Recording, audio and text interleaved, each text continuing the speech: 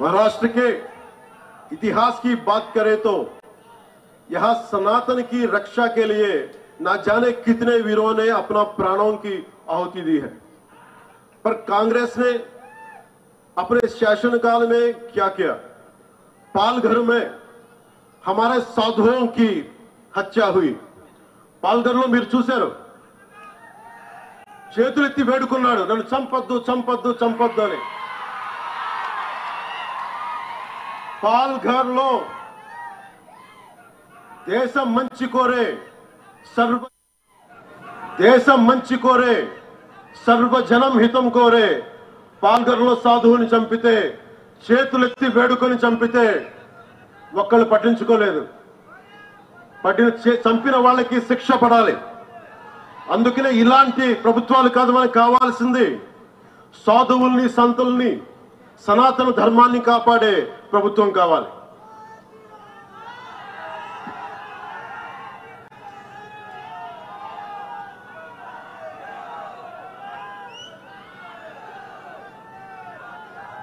आपको याद है पालघर में हमारे साधुओं को कैसी हत्या हुई? और विशालगढ़ के ऐतिहासिक किले पर, మీకు విశాల్గఢ్ కిల్లా తెలుసు కదా మీకు, అది అన్యాక్రాంతం అయిపోయింది. ఆక్రమణదారులు దాన్ని కైవసం చేసుకున్నారు. శివాజీ పోరాడింది వీరి మీదే, కానీ ఈ రోజున మళ్ళీ ఇంకోసారి పోరాటం చేయాల్సిన పరిస్థితి. और विशालगढ़ के ऐतिहासिक किले पर अतिक्रमण हुआ और यह मुद्दा धर्म से नहीं जुड़ा, बल्कि शासन की लापरवाही और एक वर्ग विशेष को नाराज ना करने की आदत के कारण पैदा हुआ समस्या है. अधिकारियों ने इसकी सुरक्षा क्यों नहीं की? मराठों द्वारा बनाए गए दुर्ग केवल वास्तुकला के नमूने नहीं है, बल्कि भारत के संरक्षक, सनातन धर्म के संरक्षक है. इन किलों ने न जाने कितने सालों तक आक्रमणकारियों के और न केवल महाराष्ट्र के लिए बल्कि समूचे दक्षिण भारत के बीच हिमालय की तरह खड़े रहे और हमारे लाखों मंदिरों की रक्षा की. అంటే మనం మహారాష్ట్రలో ఉన్న దుర్గాలన్నీ, ఛత్రపతి శివాజీ మహారాజ్ పోరాటం చేసిన దుర్గాలన్నీ, ఆక్రమణదారులు మనకి ఈ దుర్గాలన్నీ కలిపి దక్షిణ భారతాన్ని ఒక కోటలా కాపాడిని, ఒక హిమాలయ పర్వతంలా కాపాడిని, రానివ్వకుండా చేసి, అందువల్ల దక్షిణ దేశంలో దేవాలయాలు కూల్చలేకపోయారు. దానికి మనం మహారాష్ట్ర నేలకి, ఈ కోటలకి, ఈ ఖిల్లాలకి, ఛత్రపతి శివాజీ మహారాజ్ ధైర్యానికి, మహారాష్ట్ర నేలకి, మహారాష్ట్ర వీరులకి నేను శిరస్సు ఉంచి నమస్కరిస్తున్నాను.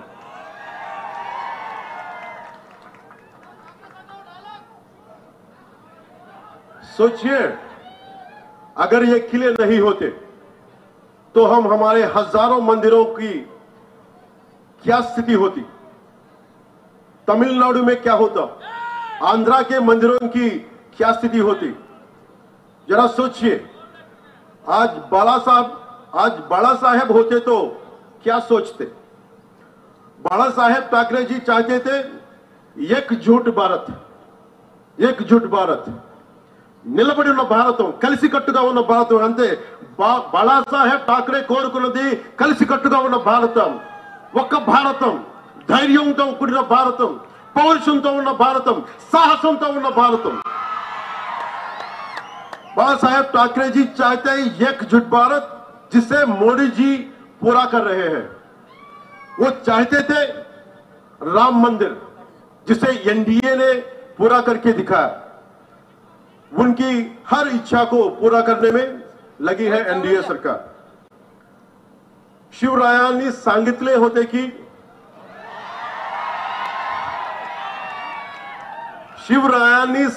होते की मराठा तिथू का मेळ व्हावा, धर्म वाढ, महाराष्ट्र धर्म वाढ व्हावा.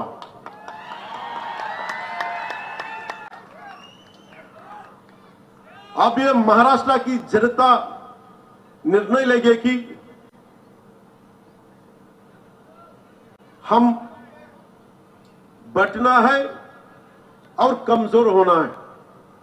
మనం విడిపోవాలా బలహీనులు అవ్వాలా या जुड़ना है और मजबूत बनना है। हम बटना है और अपने अस्तित्व को खतरे में डालना है या जुड़ना है और उज्जवल भविष्य बनना है। हमें बटना है और अराजकता की फैलने देना है या जुड़ना है और जन कल्याण विकास की तरफ बढ़ना है। మనం ఆలోచించాల్సింది దేశాన్ని చాలా కష్టపడి సాధించుకున్నాం।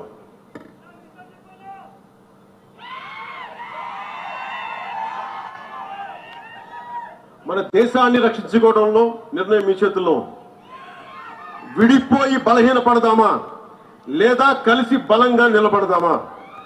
విడిపోయి మన అస్తిత్వాన్ని ప్రమాదంలో నెట్టేద్దామా లేదా కలిసి బంగారు భవిష్యత్తు నిర్మించుకుందామా? విడిపోయి అరాచకత్వానికి స్థానం కల్పిద్దామా లేక కలిసి అభివృద్ధి సంక్షేమం వైపు ప్రజలు నడిపిద్దామా? మనందరం ఇర్రెస్పెక్ట్ ఆఫ్ రిలీజియన్ ప్రాంతాలను దాటి ఇది సనాతన ధర్మం ఉండే నేల ఇది। మనం తెలుగు వాళ్ళం అవ్వచ్చు, మహారాష్ట్రీయులం అవ్వచ్చు, కన్నడిగులు అవ్వచ్చు, ఏదైనా అవ్వచ్చు, కానీ మన గుండెల్లో కొట్టుకుంటుంది సనాతన ధర్మం యొక్క గుండె చప్పుడు। చివరిగా ప్రజల హక్కుల గురించి, వాటి శక్తి గురించి, ప్రజలకున్న అధికారం గురించి రామ్ధారి సింగ్ దినకర్ గారి మాటల్లో డేగ్లూరు ప్రజలకు చెప్పాలనుకుంటున్నాను। हुंकारों से महलों को नींव उखड़ जाती, हुंकारों से महलों को नींव उखड़ जाती, सांसों के बल से ताज हवा में उड़ता है। మీరు ఇంతమంది ఉన్నారు, మీరు కలిసి కట్టుగా మీరు ఒక్కసారి ఊపిరి తీస్తే దేన్ని ఎదుర్కోగలరు? మీరు కలిసి కట్టుగా ఒక్క బలమైన నిశ్వాసం వదిలితే తలలకి పెట్టుకున్న మహారాజుల కిరీటాలు కూడా ఎగిరిపోతాయి। అదే మహారాష్ట్ర నేల చెప్పింది। जनता की रोके राह समय में ताऊ कहां, जनता की रोके राह समय में ताऊ कहां, वह जिधर चाहती काल उधर ही मुड़ता है, काल उधर ही मुड़ता है। ఇది నీకోసం నేను ఎంత ప్రయత్నం చేశానంటే నా జీవితంలో ఎప్పుడు నేను ఏది అవ్వాలని ప్రయత్నం చేయను। నా డిప్యూటీ సీఎం,